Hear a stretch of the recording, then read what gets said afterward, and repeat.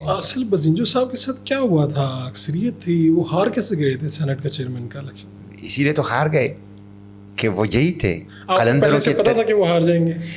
मुझे नहीं पता था, मुझे नहीं अंदाजा पता था, नहीं मैं एक्सपेक्ट नहीं कर रहा था कि एक लोग जो हैं इतने बेज़मीर भी हो सकते हैं कि वो सेनेट के अपनी सीटों के ऊपर खड़े होकर नो कॉन्फिडेंस में 56 शो करें आउट ऑफ 100, और फिर जब री इलेक्शन हो सेनेट के चेयरमैन का सीक्रेट बैलेट से, तो उसमें 56 दूसरी तरफ आ जाए।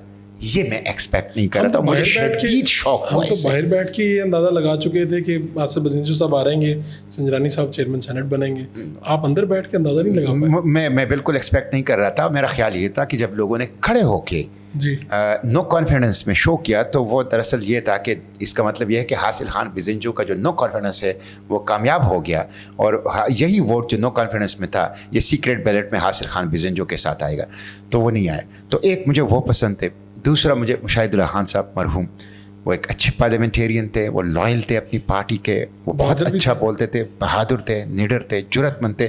और दूसरा इनकी एक और चीज़ बड़ी वाज़ेह थी, वो ख़त्म नबूवत पे ऊपर बड़ी क्लियर थे। अच्छा। और उन्होंने मुझे कहा कि बाज़ औक़ात ख़त्म नबूवत पे मैं पार्टी लाइन को भी क्रॉस कर लेता हूँ, इसलिए कि मेरी ईमान का, अक़ीदत का और इश्क़ नबवी का ये मेरा मामला है, तो इस पे मैं गवाह देता हूँ, मैं उसकी गवाही देता हूँ। इस वक्त दुनिया में नहीं है, मैं उसकी गवाही देता हूँ कि उनके अंदर ये चीज़ थी और मुझे बहुत पसंद थे।